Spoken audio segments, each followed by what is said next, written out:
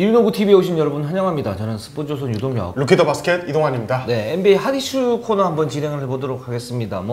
지금 올랜도 버블에서 그 플레이오프가 한창 진행 중입니다. 그렇죠. 예, 지금 뭐 이제 1라운드가 끝난 시리즈도 있고 끝나지 않은 시리즈가 있는데 저희가 또 이 시리즈 보면서 이야기할 것들이 분명히 있습니다. 예, 그렇죠. 지난주에 저희가 이제 프리뷰를 했다가 뭐 맞은 부분도 있고 아닌 부분도 있고 그렇습니다. 예, 근데 틀린 게 더 많은 것 같아요. 솔직히, 제가 더 많은 것 같아요. 일단 뭐 시리즈가 끝나진 않았지만 지금 이제 레이커스 같은 경우는 예상을 깨고 좀 여유 있게 지금 앞서 나가는 상황이고 저희가 오늘 다룰 클리퍼스가 물론 지금 현재 저희가 녹화하는 시점에서는 크게 이기고 있긴 한데 아무튼 2승 2패 기록하면서 조금 생각보다 고전하는 모습이 있었습니다. 예상을 뒤엎는 고전이죠. 그렇죠. 돈치치가 이렇게 잘할 줄 몰랐어요. 그러니까요. 그러니까 그런 것도 있고 또 필라델피아가 너무 허무하게 멈췄어요. 이거 저희 둘 다 틀렸어요. 네, 맞아요. 뭐 그런 것들 그리고 이제 토론토와 보스턴의 매치업이 확정됐는데 그거 프리뷰 뭐 이런 것들도 저희가 오늘 하면 좋을 것 같습니다. 그렇습니다. 그래서 첫 번째 주제 한번 가보도록 하겠습니다. 그 필라델피아 브렛 브라운 감독이 경질이 됐어요. 경질이 됐고 지금 현지 매체에서는 또는 이제 현지 여론에서는 이 필라델피아가 사실은 이제 선수 구속만 놓고 보면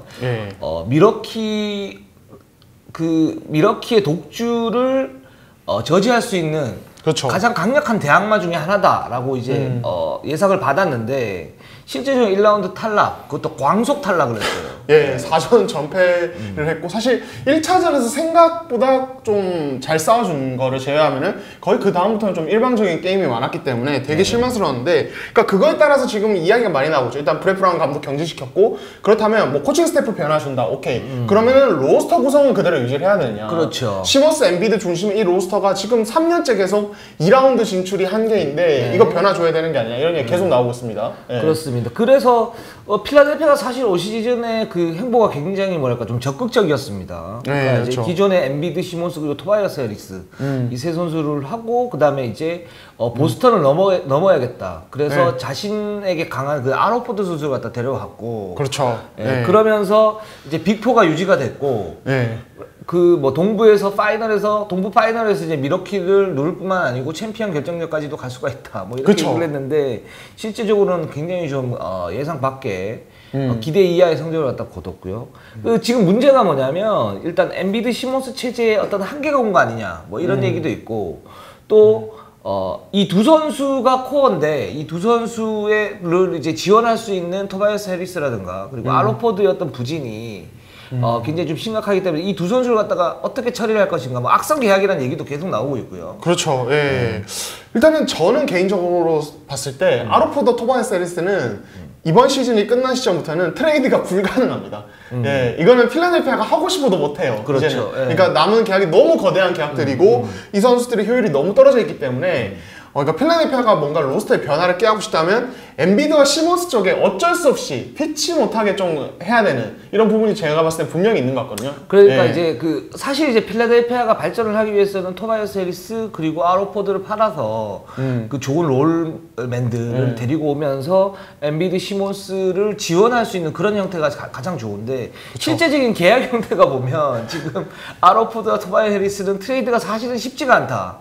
그래서 현지 매체에서도 어떻게 얘기를 하고 있냐면 이거 엠비드를 팔아야 되나 시몬스를 팔아야 되냐 또는 둘 다 가지고 가야 되냐 뭐 이런 이제 세 가지 옵션이 나오고 있습니다. 일단 그 필라델피아 엘튼 브랜든 단장은 엠비드 시몬스는 팔지 않겠다라고 얘기를 했었고 그리고 실제적으로 지금 상황에서 필라델피아가 할 수 있는 거는 이 트레이드 같은 경우에는 굉장히 좀 은밀하게 진행이 돼야 돼요. 이 두 선수의 어떤 그 모습을 살려주기 위해서는 그렇게 얘기할 수밖에 없지 않습니까? 그렇죠. 일단은 가치를 좀 올려놓고 뭐 혹시 나중에 트레이드를 구상하더라도 가치를 올려놓고 지금부터 생각해보겠다 이런 식으로 태도가 나오면은 뭐 협상에서 당연히 일로 갈 수밖에 없기 때문에 분명히 그런 뭐 어떻게든 뭐 블러핑이라도 숨기는 거라도 좀 그런 태도는 필요한 것 같고 저는 그러니까 지금 엠비드 시몬스를 다 팔지 않고 그대로 유지하는 게 사실은 이 두 명은 저는 괜찮다고 생각해요. 분명히 재능 있는 선수들이고 진짜 총망 맞는 선수들인데 문제는 그러니까 아까 방금도 말씀드렸지만은 이 호퍼드와 해리스를 안고 가는 상황에서 이 둘까지 안고 간다. 그러니까 지금 시몬스, 해리스, 호퍼드, 엠비드 이 조합은 제가 봤을 땐 이미 실패했고 네, 입증이 끝난 조합이죠. 예, 앞으로도 솔직히 기대가 별로 안 됩니다. 예, 그러니까 저는 이 4명을 가지고 뭔가를 다시 뭘 해보겠다, 감독만 바꾸고, 저는 이건 아니라고 봐요, 저는 네, 솔직히. 네. 예, 근데 만약에 진짜 그래도 지키자 이렇게 생각한다면 저는 JJ 레딕이 있었던 것처럼 진짜 뛰어난 슈팅력을 가진 그렇죠. 슈터를 데려온다든지, 혹은 시몬스가 사실은 하프코트 상황에서 어떤 2대2에서 너무 상대가 세깅을 해버리기 때문에 위력이 떨어진단 말이에요. 네. 그러니까 그냥 제대로 된 포인트 가드를 한 명 데려오든지, 저는 이런 좀 완전히 한쪽 자리를 제대로 된 선수로 메워야지, 그게 아니고 지금처럼 애매하게 뭐 간다면은 저는 그냥 계속 실패만 할 것 같아요. 예, 그렇습니다. 이번 피오에서도 사실 보스턴이 골밑에 약점이 있기 때문에 필라델피아 같은 경우는 그 골밑의 약점을 두드리면서 뭔가 이제 매첩 상성에서는 필라델피아가 우세하다고 했는데 실제적인 결과는 4전 연패, 그것도 거의 완패였어요. 1차전 빼놓고는. 그렇죠. 예. 그게 그 이유가 제가 볼 때는 이제 이동원 기자 얘기했던 효율성 문제, 이런 문제가 좀 생겼고, 그래서 이제 구조적으로 바꾸지 않으면 안 된다라는 부분에 대해서는 동의를 하는데, 근데 현실적으로 문제는 엔비드와 시몬스를 대체할 수 있는 어떤 그 잠재력 있는 선수들이 있느냐, 또는 그럴 만한 발전 가능성이 있는 신예들이 있느냐, 이런 점 볼 때는 사실은 이 트레이드도 쉽지는 않죠. 그렇죠. 예. 그러니까 일단은 그런 게 있습니다. 그러니까 엔비드와 시몬스를 실질적으로 트레이드 한다고 했을 때 어떤 대가를 받아올 것인가. 그렇죠. 근데 문제는 엔비드와 시몬스 둘 다 약간씩 하자가 있는 거죠. 네. 예. 그러니까 하자. 예.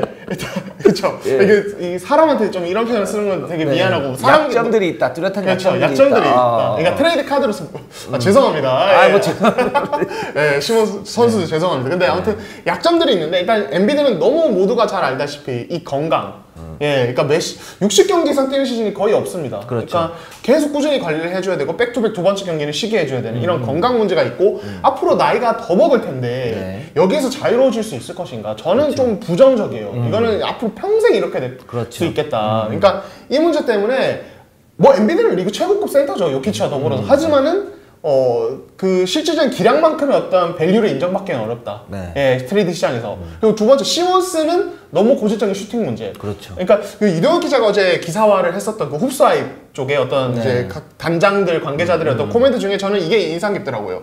시몬스의 어떤 여기서 조금만 추가를 하면 그 훅사이프에서 그런 설문조사를 했어요, 그죠? 그렇죠. 13명인가 전문가를 데려다 놓고 과연 엔비드를 팔아야 되느냐, 시몬스를 팔아야 되느냐, 또는 유지를 해야 되냐. 그렇죠. 이렇게 했을 때 이제 각각의 어떤 장단점을 얘기를 하면서 시몬스를 팔아야 된다고 이제 주장하는 쪽에서의 어떤 그 근거들이 있죠. 이제 그걸 말씀하시려고 그러는 거죠. 그렇죠. 네. 예, 거기 이제 그런 시몬스를 팔아야 된다라고 주장하는 쪽의 어떤 근거 중에 하나가, 시몬스의 슈팅력은 솔직히 앞으로 얼마나 나아질지 모르겠다.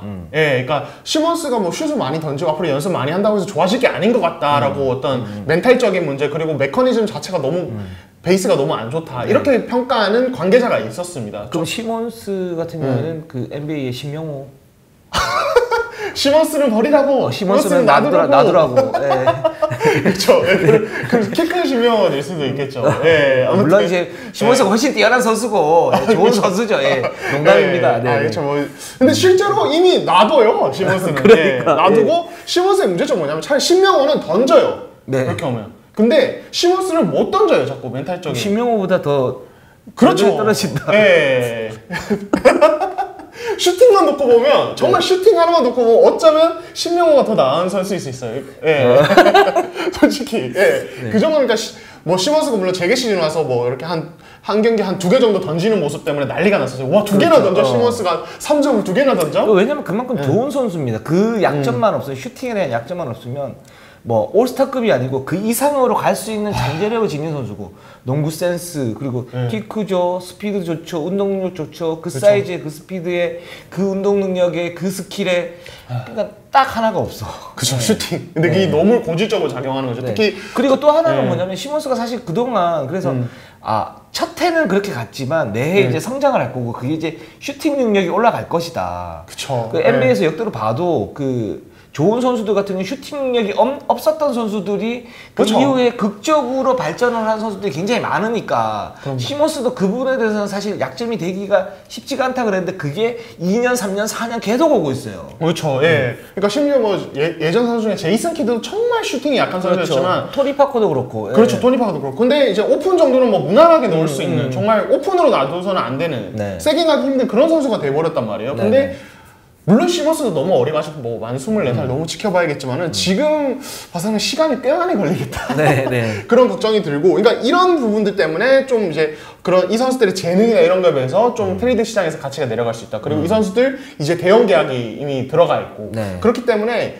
이게 맞바꾸더라도 괜찮은 선수 데려올 것인가 이런 부분에 대한 의문이 드는 거죠. 그러니까 진짜 솔직히 필라델피아 좀 진퇴양난일 거예요. 근데 저는 정말 할 수 있다면 베스트는 시몬스, 엠비드는 그래도 지키고 해리스랑 호퍼드 중에 한 명을 어떻게든 팔고 롤플레이어 잘 모으고 이렇게 하는 게 좋은 것 같은데 이게 얼마나 이 엘튼 브랜드 단장이 수완을 발휘해 줄 것인가. 예, 이게 좀 걱정이 되는 거죠. 그러니까 예. 이동환 기자의 생각은 엠비드 시몬스는 기본적으로 코어로 놔두고 그 두 명, 그 악성 계약인 토바이어스 해리스나 아니면 아로포드 중에 한 명을 팔고 뭐 예를 들어서 시민 진영권을 얹어주면서 팔 수 있는 뭐 그런 그쵸. 예, 그러니까 굉장히 밑지는 장사겠지만 그렇게 할 수밖에 없다. 그렇죠. 그리고 예. 거기에 엠비드와 시몬스의 어떤 지원을 할 수 있는 그런 이제 알찬 가드나 어떤 롤맨을 데리고 와야 된다 이렇게 보시는 거죠. 그렇죠. 예. 그러니까 근데 필라델피아 이미 그렇게 한 번 한 적이 있습니다. 마켈 펄치.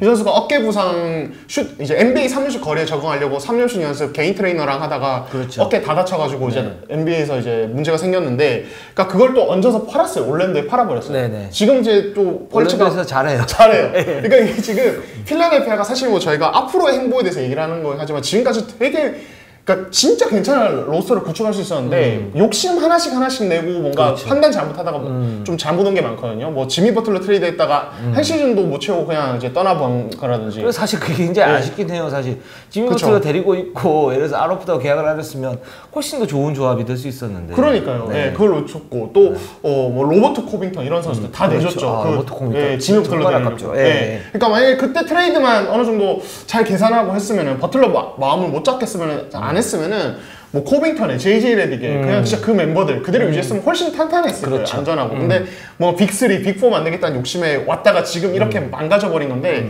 제가 봤을 때는 정말 잘 안 풀리면 한 4, 5년 전에 브루클린 막 케빈 간의 폴 피어스 뭐 이렇게 구성했다가 사실 망했잖아요. 네, 네. 그러니까 이렇게 갈 수도 있어요. 그러니까 진짜 절체절명의 시기고 지금 뭔가 확실한 결정을 내려줘야 된다. 뭔가 예, 애매하게 또 이렇게 1, 2년 흘러버리면 그때는 더 걷잡을 수 없이 된다. 예, 불길을 잡아야 된다. 저는 그런 생각을 합니다. 아, 동의합니다. 그러니까 예. 이제 넥스트 플레이가 중요한 거지. 과거에 그랬던 아쉬웠던 건 뭐 어떻게 할 수가 없잖아요. 물론 굉장히 잘못된 부분인데 할 그쵸. 수가 없는 거고 지금 상태에서 그럼 과연 최선의 선택이 뭔가라고 봤을 때 저는 이동환 기자의 의견에 동의를 하고 근데 여기서 이제 그럼에도 불구하고 아마 딜레마가 계속 생길 텐데 결국은 저는 코어는 뭐냐면 시몬스가 슈팅 능력을 그래도 늘려야 돼요. 그쵸. 저는 이제 그 수밖에 없다고 봐요. 이 딜레마를 풀 수 있는 거는. 그렇게 되면 이제 엠비드 시몬스였던 코어는 좀 더 효율성을 발휘할 수 있을 거고 롤맨들을 갖다 데리고 왔을 때에도 필라델피아의 어떤 효율성이 증가를 할 수가 있는데 만약에 시몬스가 그냥 이대로 간다. 그럼 어떤 롤맨을 데리고 와도 사실 효율을 올리기가 쉽지는 않다. 그쵸. 그렇게 생각이 듭니다. 예, 그러니까 원터펀치 하기에는 또 엔비드는 계속 관리해줘야 되고 시몬스는 슈팅력 문제가 있고, 그러니까 약해요. 진짜 약해요. 예, 진짜 불안한 게 많습니다. 그래서 무슨 필라델피아가 좀 어떤 선택을 할지 모르겠어요. 일단은 엘튼 브랜드 단장은 이제 이 둘을 안 팔겠다는 얘기하면서 이번 드래프트에서 1라운드 지명권 2장, 2라운드 지명권 1장이 있기 때문에 이게 좀 2라운드 2장이었네. 아무튼 픽이 좀 있기 때문에 이거 좀 우리에게 힘이 될 수 있다라는 얘기를 했는데 이걸로 뭔가 하지 않으면은 되게 위험할 수 있다. 저는. 그걸 이제 트레이드 카드로 내세우면서 뭔가를 할 수 있다라는 거죠. 그렇죠. 예, 맞습니다. 자, 두 번째로 한번 넘어가 보도록 할게요. 자, LA 클리퍼스가 사실은 좀 승승장구를 하면서 이제 PO 때는 뭔가를 보여줄 거라고 생각을 했었어요. 예. LA LA 레이커스는 큰일 났다. 포틀랜드를 만나서 그랬는데 1차전 지고 나서 계속 지금 이기고 있고 반면에 LA 클리퍼스 같은 경우는 매첩 상성에서도 우위라고 평가를 받았던 댈러스에게 지금 2승 2패. 그렇죠. 예, 그러니까 지금이면 26일 오전 11시 기준으로. 예. 그래서 지금 5차전 같은 경우에는 클리퍼스가 많이 앞서고 있긴 하지만 굉장히 좀 고전을 하고 있다. 그렇죠. 예. 예. 왜 고전을 할까? 여기에 대해서 이동은 이제 어떻게 생각하시죠? 예. 그러니까 전 사실 이 시즌 여전히 클리퍼스가 이길 거라고 보고 실제로 이제 5차전도 대승하고 있고 결국 잡을 거라고 보는데, 그러니까 문제는 내용이죠. 사실 우리가 클리퍼스에게 기대하는 것들이 있잖아요. 그러니까 우승 후보팀이라면 이 정도 보여주면서 1라운드 뚫어야지 이런 것들이 있습니다. 레이커스는 그걸 그래도 보여주고 있어요. 2차전부터는. 근데 지금 클리퍼스는 안 돼. 그러니까 저는 개인적으로 특히 4차전에서 돈치치기 21점 차 역전패 당하면서 내준 경기를 보면서 뭘 느꼈냐면 일단 근본적인 문제가 있다. 전략적으로. 그러니까 사실 클리퍼스의 가장 큰 장점은 뭐 이제 뭐 화려하죠. 화려한 것도 있는데 이 폴 조지 카와이 레너드 쪽에 딱 이렇게 이제 포워드 쪽에 원투 펀치가 있고 공수가 다 되는 선수죠. 그리고 포워드 자원 되게 풍부하단 말이에요. 센터가 조금 약하지만은. 그러니까 이게 전술적으로 무한 스위치가 가능하고 실제로 우리가 엄청 즐겼습니다. 그리고 댈러스와의 이번 시리즈에서 이런 작전을 씁니다. 그러니까 댈러스가 또 이제 외곽 농구를 좀 하니까 적극적으로 하니까 특히 세스 커리 쪽에 뭐 이런 찬스를 안 주기 위해서 그냥 바로바로 스위치 해버려요. 근데 이게 돈치치 쪽에 이런 적극적인 스위치, 이게 현재서 오버 스위치라고 하더라고요. 그러니까 과한 스위치. 네. 예, 과한 스위치가 제가 봤을 때 4차전에서 엄청난 도구로 작용했습니다. 그러니까 지금 사실 패트릭 베벌리가 건강하게 뛰고 있으면은 뭐 스위치에서 돈치치 쪽에 베벌리가 붙는 상황이 돼도 미스매치가 돼도 베벌리는 그 특수한 그런 캐릭터가 있잖아요. 네. 예, 그러니까 그걸로 괴롭히면서 그 신장차를 듀란트도 막을 수 있는. 그렇죠. 네, 예, 극복을 해버린단 말이에요. 네. 예, 실제로 작년에는 듀란트를 아예 붙여버리게 해서 그게 성공을 좀 거뒀었고. 근데 지금 클리퍼스가 가드진에 베벌리 제어가 되는 선수가 루 윌리엄스, 레지 잭슨, 그렇죠. 예, 그리고 랜드리 샴이 다 수비 문제 있습니다. 예, 그래서 이 선수들이 돈치치에 붙게 되면 돈치치는 놀이터가 되는 거예요. 그리고 실제로 연장전 그때 좀 보면은 돈치치가 거의 레지 잭슨을 가지고 놉니다. 그렇죠. 마지막 버저비터도 그렇고. 그러니까 이런 오버 스위칭 문제를 저는 클리퍼스가 좀 조정을 해야 된다. 그러니까 다른 쪽에서는 스위치 뭐 기존 전략이니까 팀 컨셉이니까 적극적으로 하더라도 돈치 쪽에 한해서는 레너드나 폴 조지가 그대로 따라가주는 수비, 자기 마크면 굳이 안 바꾸고 따라가주는 수비 이렇게 하는 게 좋다고 봅니다. 왜냐면 돈치는 어차피 잡고 바로 잘 안 던져요. 볼 핸들링을 하는 타입이니까. 그러니까 그런 좀 전술적인 변화가 필요하다. 실제로 4차전 끝나고 나서 이거 현지 기자들한테 질문을 받았어요. 당 리버스가. 예, 근데 당 리버스 본인은 이제 뭐 수비는 잘했다고 생각한다 이렇게 얘기를 했지만은 제가 봤을 때는 이거는 좀 조정이 반드시 필요하다. 그러니까 그러니까 배벌리 없는 공백을 감안했을 때 전략적인 움직임도 좀 리버스 기민하게 갔으면 좋겠어요. 저는 변화를. 예. 그 부분은 사실은 저도 좀 동의를 하는 바인데, 그러니까 어떤 게 있냐면 지금 클리퍼스는 이제 터질 듯 아직도 안 터지는데, 근데 이제 터질 수 있는 것들이 여전히 있어요.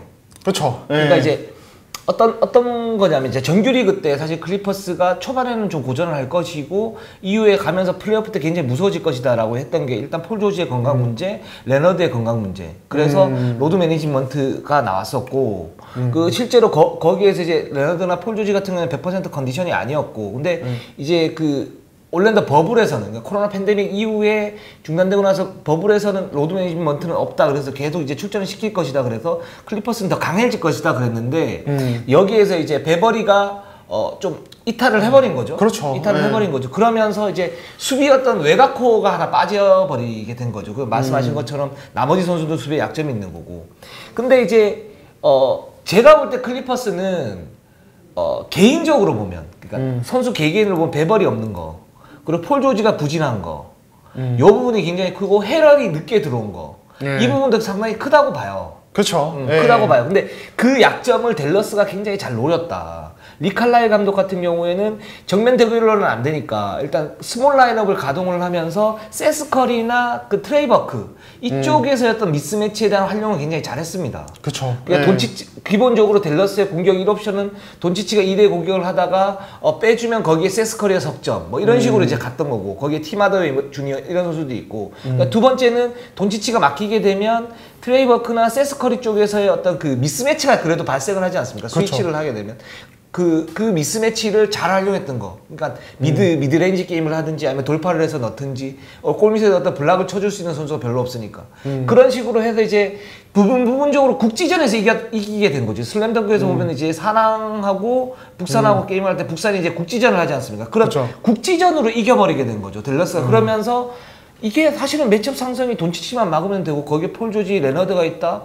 그렇게 되면 댈러스가 분리해야 되는 게임인데 그런 이제 세부적인 부분 전술에 대해서 댈러스가 우위를 가지고 가면서 거기에서 댈러스가 객관적 전력보다 더 좋은 그런 성적을 그쵸. 갖다 거뒀고 팽팽한 접전을 갖다 펼쳤고 4차전에서는 돈치치의 어떤 맹활약까지 나왔는데 그래서 저도 이제 닥 리버스 감독이 굉장히 그런 부분에 대한 어떤 전술적인 세밀함의 어떤 대응력은 좀 떨어지는 것 같다 그랬는데 이제 3차전에 나왔던 게 뭐냐면 2차전, 3차전에 나왔던 게 뭐냐면 그걸 이제 대받아치는 걸 했었어요. 그러니까 댈러스에서 그렇게 나와. 그럼 우리는 그 빅라인업으로 가지고 가서 그 포워드들을 뭐 세스커리나 트레이버크 또 이쪽에서 포스터 위주로 가겠다. 근데 사실 이제 그게 먹혔었고 먹히면서 뭔가 팽팽한 대치가 왔는데 거기에 베버리가 들어오고 헤럴이 들어오면 그쵸. 객관적 전력이 올라가면서 클리퍼스의 그런 전술들이 더 위력적으로 발휘될 수가 있었을 거예요. 근데 지금 폴 조지가 또 좀 이렇게 떨어져 있어요. 그쵸.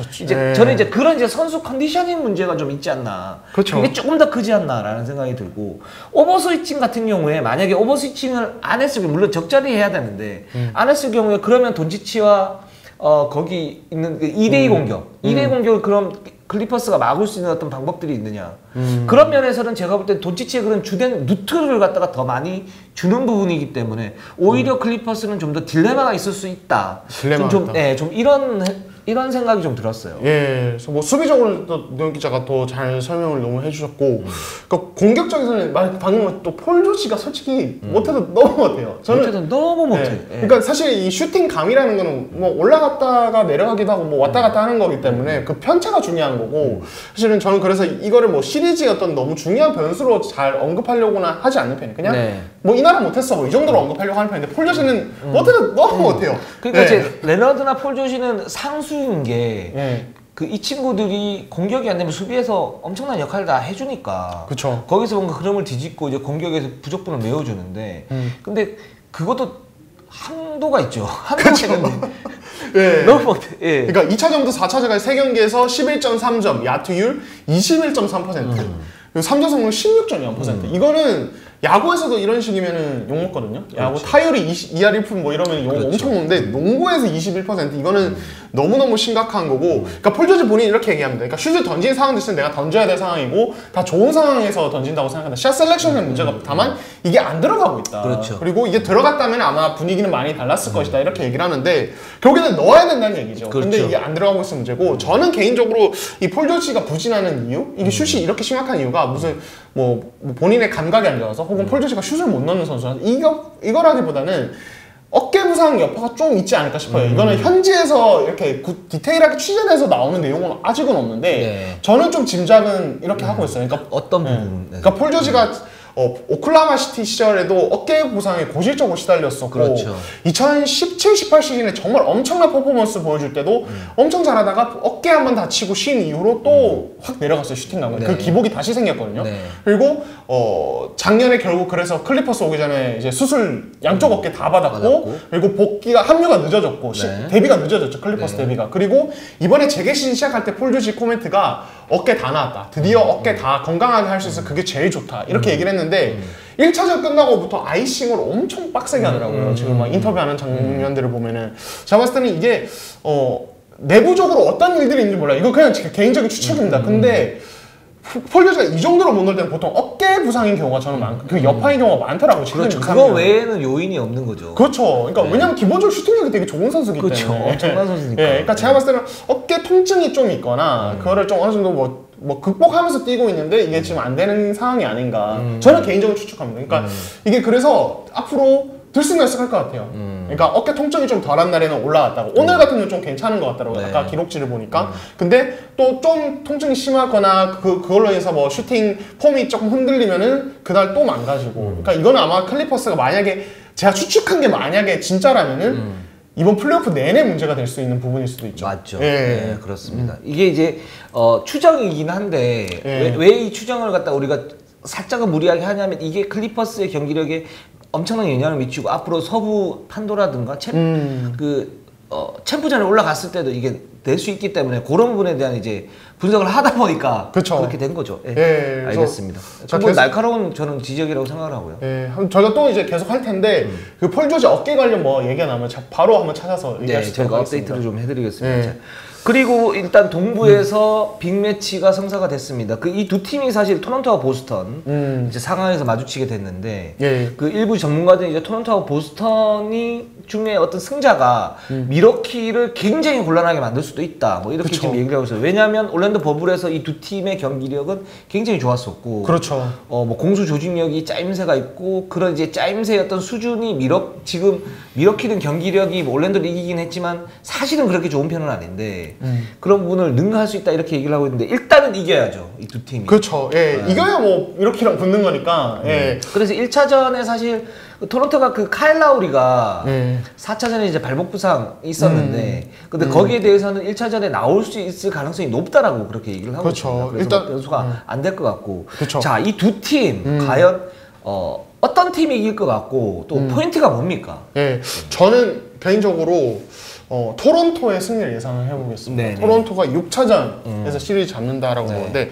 일단 이제 카일 라우리 부상 변수 뭐 이거 조금 언급을 해주셨는데 그러니까 보스턴 쪽에 일단 큰 부상 변수가 있죠. 고든 헤이워드가 지금 또 오른쪽 발목 부상이 있는데 아예 버블 밖으로 나왔고 지금 한 달 정도 그러니까 결국에 사실 시리즈 아웃이에요. 그러니까 못 뜁니다. 고든 헤이워드가 이런 상태에서 맞붙습니다. 여기서부터 일단 보스턴이 하나의 열세를 가지고 가는 열세에 놓이는 거죠.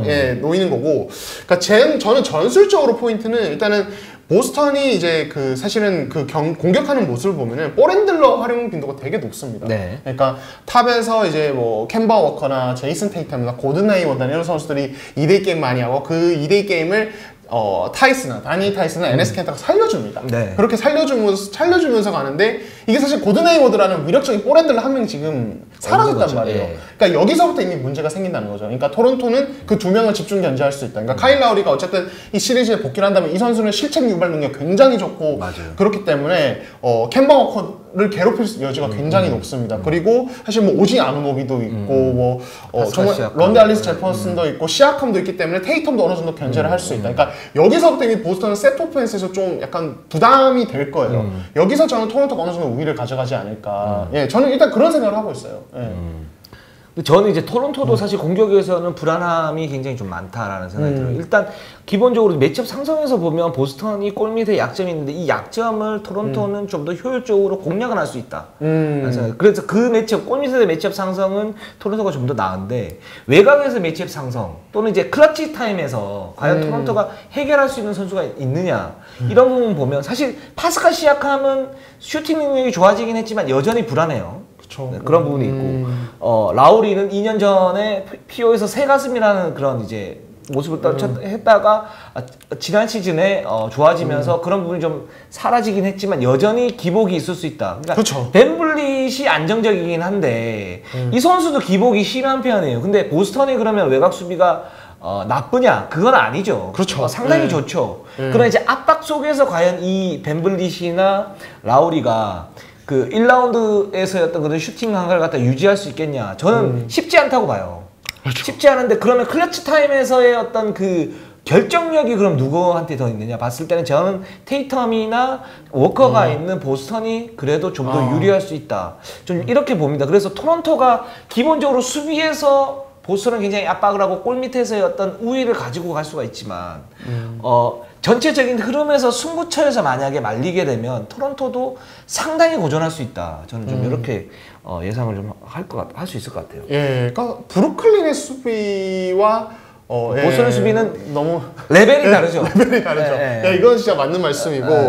근데 이제 사실 저는 보스턴도 1라운드 필라델피아전처럼 쉽게 가지는 않을 것 같은 게 사실은 필라델피아가 뭐 그 시리즈 얘기 잠깐 하자면은 좀 독특한 수비 전술을 가져왔거든요. 그러니까 엔비드가 그러니까 이게 그 NBA는 수비자 3초 룰이 있잖아요. 근데 그 수비자 3초의 디테일한 룰을 보면 하나 특징이 있는 게 볼을 마크맨이 볼을 가지고 있으면은 내가 페인트 존에 그냥 가만히 서 있어도 된다. 아무리 거리가 멀어도. 그러니까 예를 들어서 뭐 다니엘 타이스가 볼을 가지고 3점 라인에서 핸드오프하려고 서 있어요. 그러면 엔비드는 페인트 존 안에 그냥 계속 있어도 괜찮다는 거죠. 무장점 서 있어도 좋습니다. 상관없어요. 그게 수비자 3초 룰 안에 있어요. 그러니까 그런 식으로 해서 1차전에 엔비드를 그렇게 그냥 페인트 존에 그냥 박아버리고 그런 식으로 이용을 해서 그러니까 보스턴이 핸드오프를 워낙 많이 하니까 그런 식으로 이용을 해서 그게 1차전에 어느 정도 적중을 하면서 고전을 시켰어요. 근데 바로 2차전부터 보스턴이 카드를 바꿨거든요.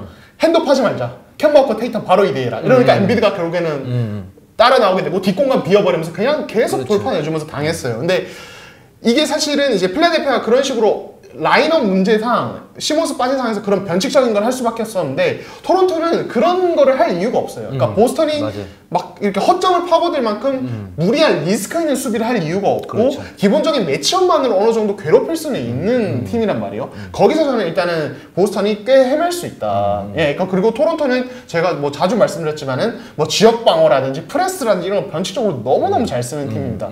여기서부터 저는 또 보스턴이 좀 사실은 지금 멤버들이 경험이 많은 편은 아니에요. 예, 그러니까 이런 부분들이 저는 좀 토론토에 유리하게 작용하지 않을까. 물론 쉽지는 않을 것 같아요. 그러니까 클러치 타임 말씀하신 대로 그러니까 너무 단순하지만 스타의 존재 여기서 좀 차이가 있는데 그래도 저는 그 챔피언의 심장 많이들 말하는 예, 그 경험은 좀 다르지 않나. 그럼 예. 내기할까요? 밥 내기.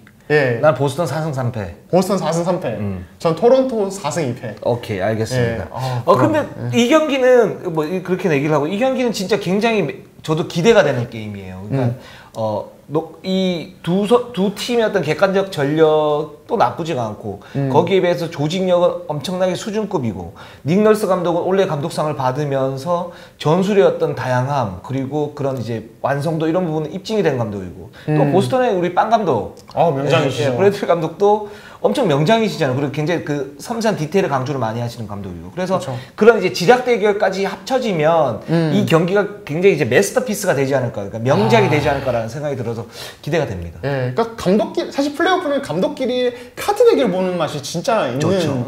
건데 이 뭐 닉널스 저희가 또 아직 언급 안 했지만 올해 감독 수상 받지 않았습니까? 네, 제가 좀 전에 얘기했잖아요. 네, 죄송합니다. 네, 저 잠깐. 딴 데가 가다가. 예. 잠깐. 예. 이제 언급했지만, 예, 올해 감독 수상 받았지 않습니까? 스티븐스 감독은 매년. 제가 지난번 KBL 우먼 팩트 할 때 문성곤 선수에 대해서 우리 이동아 기자가 예, 제가 질책을 했죠. 예. 정신 차리세요. 수비는 좋은데 3점이 안 된다 그랬는데 제가 이제 잠깐 그랬던. 예. 그렇죠. 저희가 또 정신이 없어요, 한 번씩. 예. 아무튼 그래서 이렇게 그러니까 이 지략 대결 뭐 그것만으로 솔직히 재미있는 시리즈 될 것 같다. 저도 되게 기대 많이 하고 있습니다. 예, 저는 보스턴 4승 3패. 토론토 4승 2패입니다. 네, 밥사죽입니다. 예, 맞습니다. 알겠습니다. 예, 오늘 방송은 여기까지 하겠습니다. 항상 애청해주신 여러분 너무 감사드리고 저희는 최선을 다하겠습니다. 자, 네이버, 유튜브, 구독, 알람, 좋아요죠. 다시 할게요. 오늘 왜 그래요? 아침이라서 그렇죠. 야행성입니다. 다시 한번. 네이버, 유튜브, 구독, 좋아요, 알람. 감사합니다.